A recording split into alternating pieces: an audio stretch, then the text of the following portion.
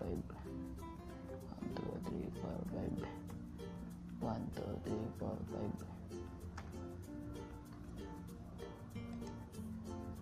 Hindi siya gumana kasi walang plus sa dulo. Hit enter.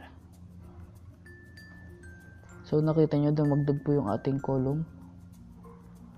So ayun lang po yung way para gumawa ng table. Yung plus sign, pati yung hyphen sign. So that's all. Easiest way to create horizontal line. So sunod, turo namin sa inyo yung easiest way to create a horizontal lines. So tandaan po natin yung code natin, yung asterisk, equal, yung hyphen, yung underscore, pati yung hashtag or number sign.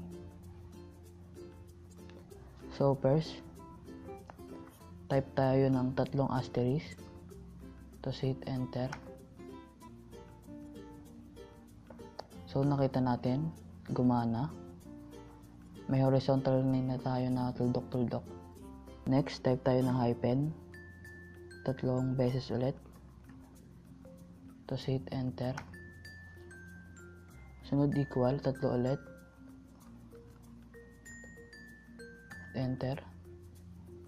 Sunod yung underscore, 1, 2, 3, hit enter. Sunod yung number sign or hashtag, 1, 2, 3. So ayun yung mga way para gumawa ng horizontal line. So ito yung mga code, yung asterisk, hyphen, equal, underscore, saka yung hashtag or number sign. So salamat sa panood sa aming tutorial.